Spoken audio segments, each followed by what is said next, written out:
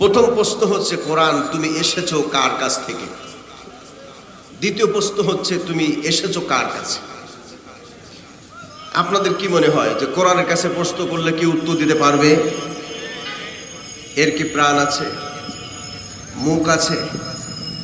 তাহলে উত্তর দেবে কিভাবে? আমাদের সন্দিহান হয়, প্রশ্ন জাগে মনের মধ্যে যে কোরআন কিভাবে জবাব দিবে। কিন্তু কোরআনের বৈশিষ্ট্য হলো নিজেই প্রশ্ন করে, আবার নিজেই তার জবাব দিয়ে দেয়। আমি কোরআনের কাছে প্রশ্ন করছি, কোরআন তুমি বলে দাও কার কাছ থেকে তুমি এসেছ, কোথায় তুমি ছিলে? কোরআনে কারীম জবাব দিচ্ছে, তানজিলাম মিম্মান খালাকাল আরদা ওয়াস সামাওয়াতিল উলা। কোরআনে কারীম বলছি এই বিস্তীর্ণ জমিন যিনি সৃষ্টি করেছেন আর সূর্য আকাশ যিনি সৃষ্টি করেছেন সে আল্লাহ পাকের পক্ষ থেকে আমি কোরআন তামাম বিশ্ববাসীর জন্য অবতীর্ণ হয়েছি। সুবহানাল্লাহ। প্রশ্ন করার সঙ্গে কোরআন জবাব দিয়ে দিল। বুঝলাম কোরআন তুমি আল্লাহর কাছ থেকে এসেছ, এখন তুমি জানিয়ে দাও এই পৃথিবীতে কার কাছে তুমি নাজিল হয়েছ। কোরআন জানিয়ে দিচ্ছে, ওয়া আমিনু বিমা নুসিলা আলা মুহাম্মাদ ওয়া হুয়াল হাক্কু মির রাব্বিহিম। ঈমান আনো সেই জিনিসের উপরে যা মুহাম্মদ সাল্লাল্লাহু আলাইহি ওয়াসাল্লামের প্রতি অবতীর্ণ হয়েছে। সুবহানাল্লাহ। কোরআন জবাব দিয়ে দিল, আমি ছিলাম কোথায়, আসলাম কার কাছে। এখন প্রশ্ন হলো, বুঝলাম তুমি আল্লাহর কাছ থেকে এসেছো, নবীজির কাছে এসেছো, এখন তুমি জানিয়ে দাও তোমার নাম কি, তোমার ঘর কোথায়, তোমার বাড়ি কোথায়। আমার মনে হয় কোরআন সব প্রশ্নের উত্তর দিতে পারলেও এই প্রশ্নের উত্তর দিতে পারবে না। কোরআনে কারীম বলছে, বাল হুয়া কুরআনুম মাজিদুন ফি লাওহিম মাহফুজ। বরঞ্চ এটি হলো কোরআনে কারীম, আর আমি ছিলাম সুরক্ষিত ফলকে লিপিবদ্ধ, আমি ছিলাম লৌহে মাহফুজে। কোরআন জবাব দিয়ে দিল, তার নাম বলে দিল, ঘর বাড়ি কোথায় জানিয়ে দিল। এরপর কোরআনের কাছে জানতে ইচ্ছে হচ্ছে, কোরআন তুমি বলো এই পৃথিবীতে তুমি কি পৌষ মাসে এসেছিলা না মাঘ মাসে এসেছিলা, না তুমি শ্রাবণ এসেছিলা, না তুমি ভাদ্রে এসেছিলা। কোরআনে কারীম জবাব দিচ্ছে, আপনার আমার প্রশ্ন করতে দেরি হয়, কোরআন উত্তর দিতে দেরি করছে না। কোরআন বলছে, শাহরু রমাদানাল্লাযী উনজিলা ফীহিল কুরআন। কোরআন বলছি আমি কোনো পৌষ মাসে আসি নাই, আমি কোনো মাঘ মাসে আসি নাই, আমি কোনো শ্রাবণ ভাদ্র আসি নাই। আরবি 12টি মাসের মধ্যে বরকতপূর্ণ মাস, মুবারকপূর্ণ মাস রমজানুল মুবারকে আল্লাহর পক্ষ থেকে বিশ্ববাসীর জন্য অবতীর্ণ হয়েছি। কি সুন্দর করে কোরআন জবাব দিচ্ছে। এখন প্রশ্ন হচ্ছে, কোরআন বুঝলাম তুমি রমজান মাসে এসেছো, এখন তুমি সকালে এসেছিলা না দুপুরে এসেছিলা, না তুমি সন্ধ্যায় এসেছিলা না বিকালে এসেছিলা, তাও জানতে চাই। কোরআনে কারীম তাও জানিয়ে দিচ্ছে। কোরআন বলছে, ইন্না আনজালনাহু ফি লাইলাতিল কদর। কোরআন বলছে আমি কোনো সকালে আসি নাই, বিকালে আসি নাই, দুপুরে আসি নাই, সন্ধ্যায় আসি নাই। রমজান মাসের 26 তারিখ দিবাগত রাত্রে লাইলাতুল কদর নামক রজনীতে আল্লাহর পক্ষ থেকে বিশ্ববাসীর জন্য অবতীর্ণ হয়েছি। কোরআন তোমার ভীষণ কি? তুমি লাইলাতুল কদরে এসেছো, তোমার ভীষণটা কি, তোমার মতলবটা কি, তোমার উদ্দেশ্য কি? কোরআনে কারীম তার কাছে জানতে যাচ্ছি। কোরআন গো, বুঝলাম তুমি রমজান মাসে এসেছো, লাইলাতুল কদর এসেছো, এখন তুমি জানিয়ে দাও এই পৃথিবীতে তোমার নাজালের উদ্দেশ্যটা কি, তুমি সেটাও বলে দাও। কোরআনে কারীম জানিয়ে দিচ্ছে, আলিফ লাম রা কিতাবুন আনজালনাহু ইলাইকা লিতুখরিজান নাসা মিনাজ যুলুমাতি ইলান নূর। কোরআন সুন্দর করে বলে দিচ্ছে, কিতাবুন আনজালনাহু ইলাইকা, হে নবী আমি আপনার কাছে একখানা কিতাব অবতীর্ণ করেছি, লিতুখরিজান নাসা মিনাজ যুলুমাতি ইলান নূর। আপনার দায়িত্ব হলো অন্ধকারে নিমজ্জিত শত সহস্র লক্ষ কোটি মানুষ হাবুডুবু খাচ্ছে, ওদেরকে এই কোরআনের মাধ্যমে অন্ধকার থেকে আলোর দিকে টেনে বের করে নিয়ে আসবেন। সেই জন্য আমি আল্লাহ আপনার প্রতি কোরআন অবতীর্ণ করেছি। তাহলে অন্ধকারে পুঞ্জীভূত অন্ধকার থেকে নবী করিম সাল্লাল্লাহু আলাইহি সাল্লাম কোরআনের মাধ্যমে মানুষকে আলোর দিকে নিয়ে আসবে। সেই অন্ধকারটা কি?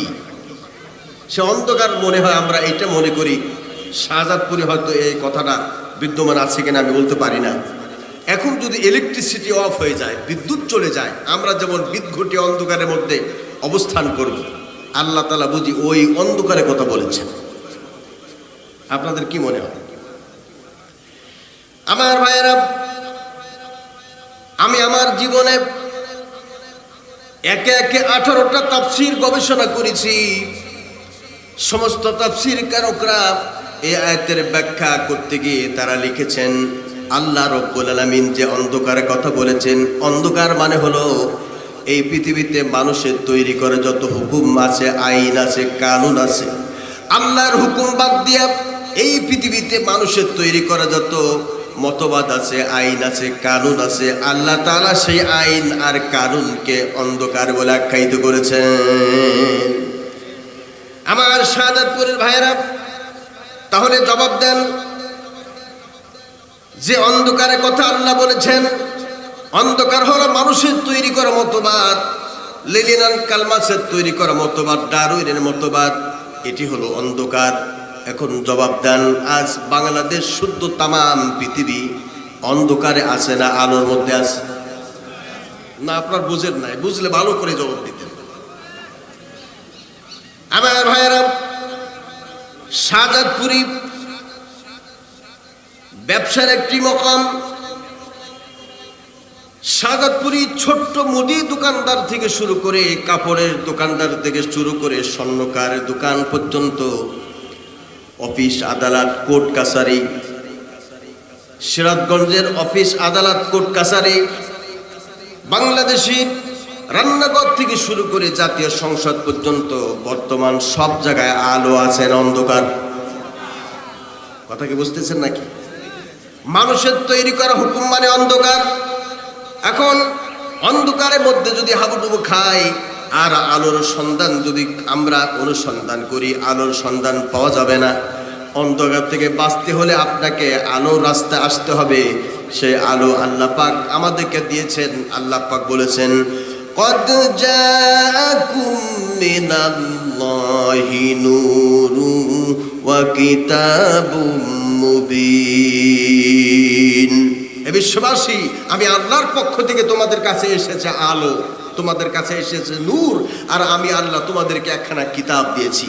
আমি যে তোমাদের আলো দিলাম, প্রদীপ দিলাম, লম্ব দিলাম, চিরাগ দিলাম, তিনি আর কেউ নন, তিনি হলেন মানবতার মুক্তির দিশারি সৈয়দুল মুরসালিন খাতামুন নবীন জনাবে মুহাম্মদ রাসূলুল্লাহ। আর তোমাদেরকে কিতাব দিলাম, সেই কিতাবের নাম হল কোরআনে কারীম। একটু আওয়াজ করে বলুন, এই কিতাবের নামটা কি? একটু জোরে। আমার মনে হয় আপনাদের ভয় লাগতেছে যদি জোরে কথা বলি, শাহজাদপুরের পুলিশে যদি হাতে হ্যান্ডকাপ লাগায়, এরকম ভয় আছে? ভয় আছে? আমরা গোলাম কার? একটু জোরে বলুন, গোলাম কার? আল্লাহর গোলাম যারা, তারা ভয় পাবে কাকে? আল্লাহর গোলাম যারা, তারা পৃথিবীর কারোর সামনে মাথা নত করতে পারে না। ঝড় বিপদ আর টর্নডোর কি যাই কিছু আসুক না কেন, সব কিছুকে মোকাবেলা করে আল্লাহর জমিনে আল্লাহর দিন কায়েমের সংগ্রামে, আল্লাহর দিন কায়েমের কাফেলায় তারা শামিল হয়ে যায়। ঠিক কিনা আমার ভাইয়েরা? তাহলে আমরা যেহেতু আল্লাহর গোলাম, এবার জবান খুলুন, আমরা মাথা নত করবো কার সামনে? আল্লাহর সামনে মাথা নত করবো। এই জন্য কবির সম্রাট আল্লামা ইকবাল জানিয়েছেন, বাতিল সে দবনে ওয়ালে আয়ে আসমান নেহি হাম, बातिल से दबने वाले आए आसमां नहीं हम, सोबर कर चुका है तू इम्तिहान हमारा। কবি বলেছেন এই পৃথিবী 100 বার টেস্ট করেছে মুসলমানদেরকে। এই মুসলমানরা জীবন দিতে পারে, তবে এই মুসলমানরা কোনো বাতিলের সামনে মাথা নত করা জাতি নয়। প্রমাণ হয়েছে এই মুসলমানরা বাসর রাত্রে নববধূর সুন্দরী সুশ্রী বিবি রেখে ইসলাম প্রতিষ্ঠার জন্য ময়দানে নেমেছে। এই সেই মুসলিম জাতি জীবন বিলিয়ে দিতে পারে, তবে কোনো বাতিলের সামনে আঘাত করতে পারে না। এর নাম হলো মুসলিম জাতি। আমার ভাইয়েরা, তাহলে আমাদের ভয় পাওয়ার কোনো সুযোগ নাই। একটুখানি প্রশ্ন করি, এই মুহূর্তে যে ময়দানে বসা আছে, এই ময়দানের মালিককে? আরো আসতে বলেন, মালিককে। আমরা আগে বলেছি ভয় পাওয়ার কোনো সুযোগ নাই। যদি আল্লাহর শব্দ জোরে বলার কারণে শাহজাদপুরের পুলিশ এসে আপনাকে আমাকে হাতে হ্যান্ডকাপ লাগা সারা রাত যদি আমাদের থানায় বন্দি করে রাখে, এরপর যদি বলে এরা ছোটখাটো কোনো অপরাধী নয়, এরা জোরে আল্লাহ বলেছে এরা জঙ্গি, জোরে আল্লাহ বলাটা যদি জঙ্গি হয়ে যায়, তাহলে থানায় আবদ্ধ করে রাখবো না, শুধু আগামীকাল সিরাজগঞ্জে জেলখানায় পাঠিয়ে দেওয়া হবে। সিরাজগঞ্জে জেলখানায় পাঠিয়ে দেওয়ার পরে যদি অল্প সময়ের মধ্যে বিচার করি, যদি বলে ওই লোকগুলি ছোটখাটো কোনো অপরাধ করে নাই, বড় অপরাধ করেছে, ওদেরকে একটা একটা করে ফাঁসির কাস্টে ঝুলিয়ে মারতে হবে। আমার ভাইয়েরা, আল্লাহ শব্দ জোরে বলার কারণে আমাদেরকে যদি ফাঁসির কাস্টে ঝুলিয়ে একটা একটা করে হত্যা করে, তারপরও আমরা কি আল্লাহ শব্দ আসতে বলতে রাজি আছি? কারা কারা জোরে বলবো? হাত তুলে দেখায়।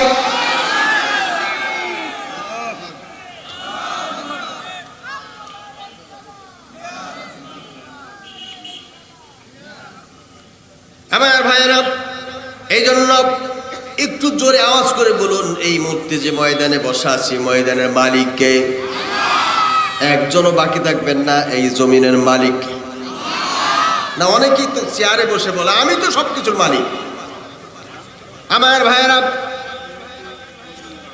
আমি আবুল বাশার এখান থেকে 1 ঘন্টা আগে রেস্ট হাউসে অবস্থান করছিলাম, রেস্ট নিচ্ছিলাম। তখন আমি সাধারণ একজন মানুষ হিসাবে পরিগণিত ছিলাম, কিন্তু কর্তৃপক্ষ যখন আমাকে স্লোগান দিয়ে মঞ্চে নিয়ে এসেছে, আমাকে বিশেষ বক্তার মঞ্চে যখন বসিয়ে দিয়েছে, তখন কিন্তু আমি আর আগের মতো নাই। আমার গাটা কিন্তু গরম হয়ে গিয়েছে, কেননা এই চেয়ারে যিনি বসেন অটোমেটিক চেয়ারের গিয়ারটা বেড়ে যায়, ঠিক কিনা? এই চেয়ারে যিনি বসেন তার গিয়ারটা বেড়ে যায়। আমার ভাইয়েরা, এবার জবাব দেন, ক্ষমতা দেওয়ার মালিককে? ক্ষমতা থেকে থাবা মারিয়া ছিদ্র বাসন দিয়া 3 রাস্তার মাথায় বসিয়ে দেওয়ার মালিককে?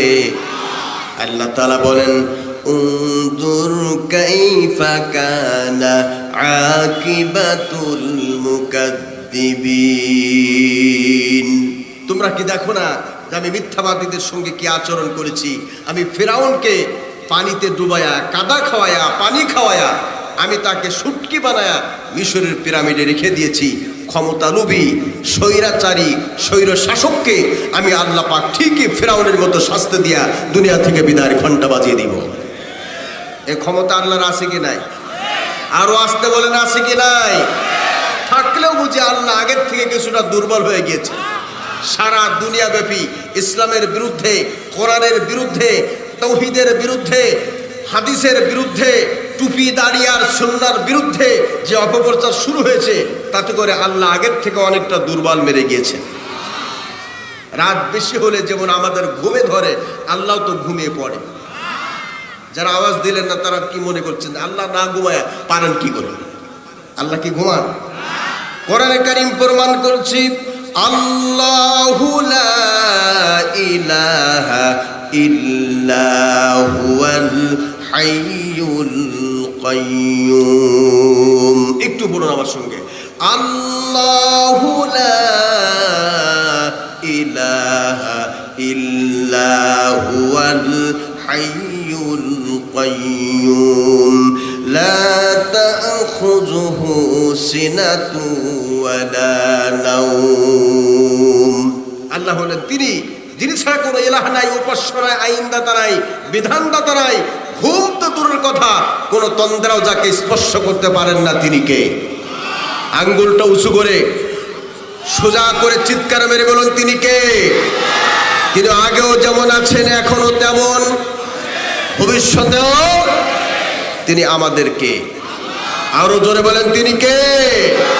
আত্মান। সুতরাং এই পৃথিবীতে যারা বেশি বাড়াবাড়ি করবে, বেশি মাস্তানি করবে, বেশি গাদ্দারি করবে, আল্লাহ পাক বলেন আমি কোন মানুষকে ছাড় দিয়ে দেখি যে কতদূর দৌড়াতে পারে। ঠিক কিনা? আল্লাহ বলে আমি ধরে না, ধরলে কিন্তু আমি আল্লাহ তাকে আর ছেড়ে দেই না। কতজনকে ধরেছি আর ছেড়ে দেই নাই। আল্লাহ তাআলা বলেন আমি তোমাকে যা নিয়ামত দিয়েছি, এই থেকে বড় নিয়ামত হলো ক্ষমতার নিয়ামত। লাইন শাকারতুম লাযীদান্নাকুম ওয়া লাইন কাফারতুম ইন্না আযাবি লাশাদীদ।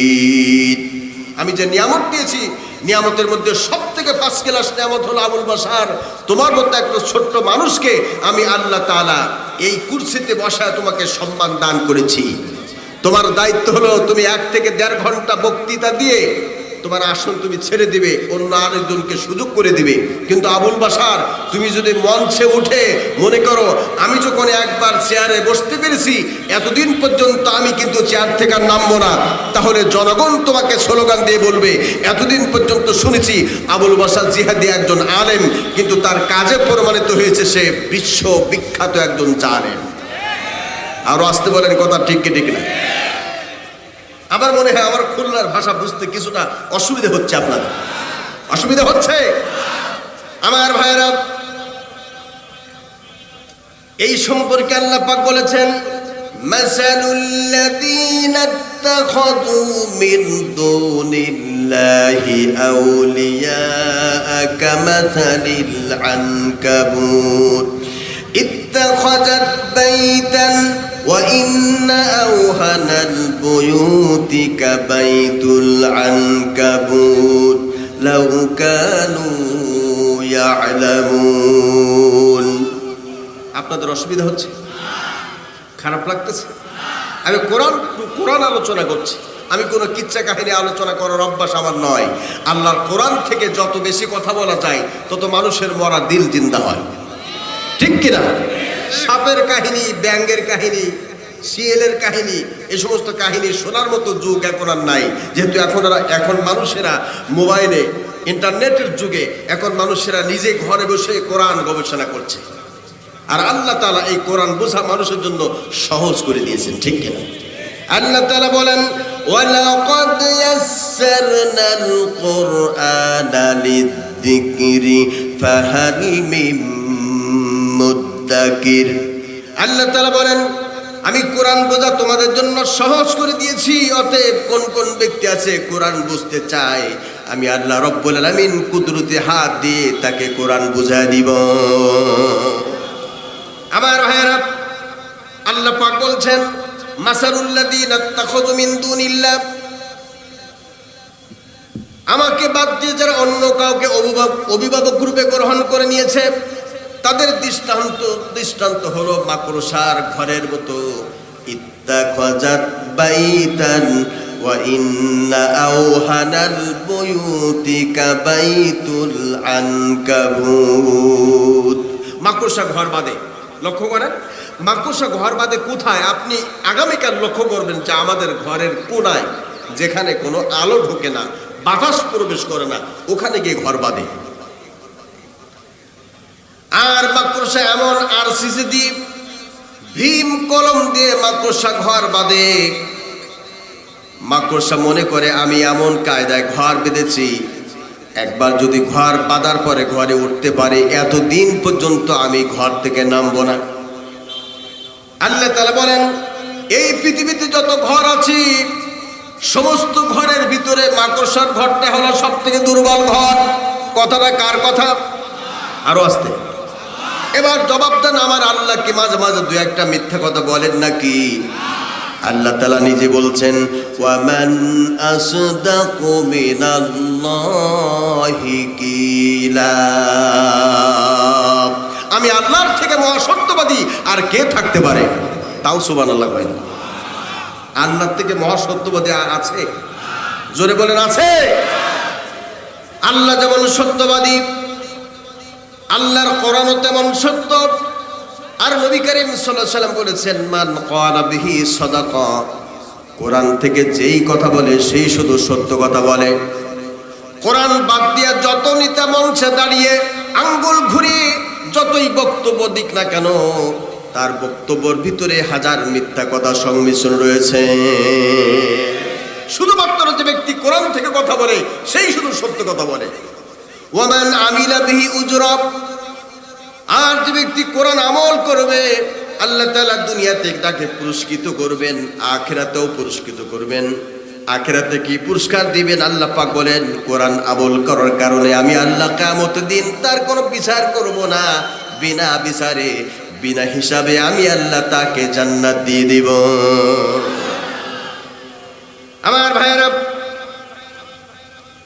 তারপর নবী করিম সাল্লাল্লাহু আলাইহি ওয়াসাল্লাম বলেছেন, ওয়ামান হাকামা বিহি আদালা, আর যে ব্যক্তি কোরআন দিয়ে বিচার কার্য ফয়সালা করে সেই শুধু সোশ্যাল জাস্টিস কায়েম করে, সেই শুধু ফার্স্ট ক্লাস উন্নত মানের বিচার, ইনসাফ এবং ন্যায় নিষ্ঠার সঙ্গে বিচার সেই শুধু উপহার দিতে পারে। কোরআন বহির্ভূত যত বিচার হোক না কেন, এই বিচার কখনো স্বচ্ছতা এবং জবাবদিহিতামূলক হতে পারে না। পারে? ১৫০০ বছর আগে বিশ্বনবী এই কথাটা বলে গিয়েছে।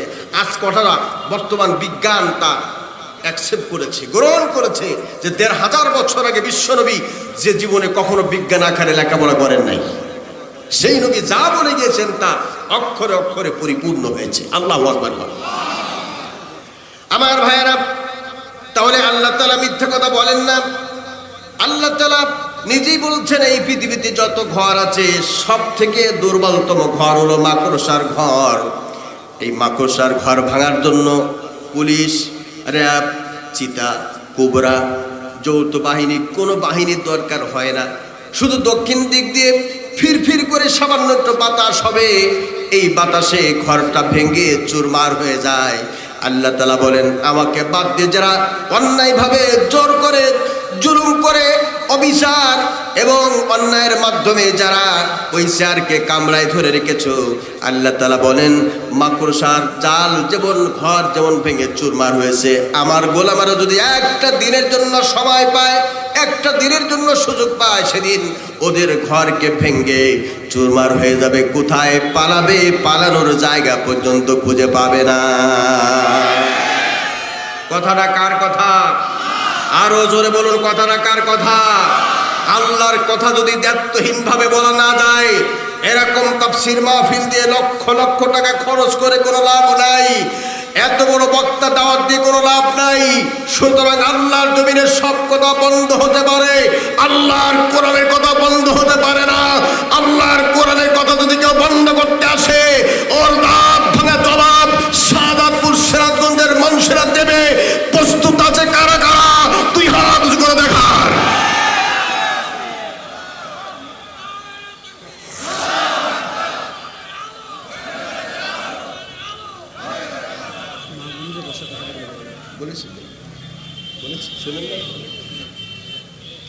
আমার ভাইরা, তাহলে আল্লাহ রাব্বুল আলামিনের কথাগুলি ১৫০০ বছর আগে আল্লাহ পাক মুহাম্মদ রাসূলুল্লাহ সাল্লাল্লাহু আলাইহি ওয়াসাল্লামের কাছে অবতীর্ণ করেছেন, যে কথাগুলি ওই পর্যন্ত ক্ষান্ত হয়ে গিয়েছে, আর ভবিষ্যতে কোরআন কাজে লাগবে না, এরকমটি কথা বোঝেন নাই মনে হয়। ১৫০০ বছর আগে আল্লাহ তাআলা এই কোরআন নবীদের কাছে নাজিল করেছেন, সেই সময়ের প্রেক্ষাপট অনুযায়ী যখন যেটা দরকার সেইটা আল্লাহ নাজিল করেছেন, ওই পর্যন্তই ক্ষান্ত নাকি? এই কোরআন যখন যেটা দরকার হবে তখন সেটাই কোরআন কাজে লাগবে। অমাবস্যার সময় আল্লাহ তাআলা পূর্ণিমার আয়াত নাজিল করেন নাই, পূর্ণিমার সময় অমাবস্যার আয়াত আল্লাহ নাজিল করেন নাই। শীতকালের সময় আল্লাহ তাআলা গরমের আয়াত নাজিল করেন নাই, গরমের সময় আল্লাহ তাআলা শীতের আয়াত নাজিল করেন নাই। এই কোরআন কিয়ামত পর্যন্ত যখন যেটা দরকার হবে তখন এই কোরআন তার কাজে লাগবে, ঠিক কিনা? এবার আমার ভাইয়েরা, তাহলে আবার সেই কথা ফিরে আসি, উচ্চ আওয়াজে বলেন এই জমিনের মালিককে। এতক্ষণ ধরে বোঝাবার পর যদি আবার সেই ঘুরে সেই এক, তাহলে কোনো লাভ হবে না।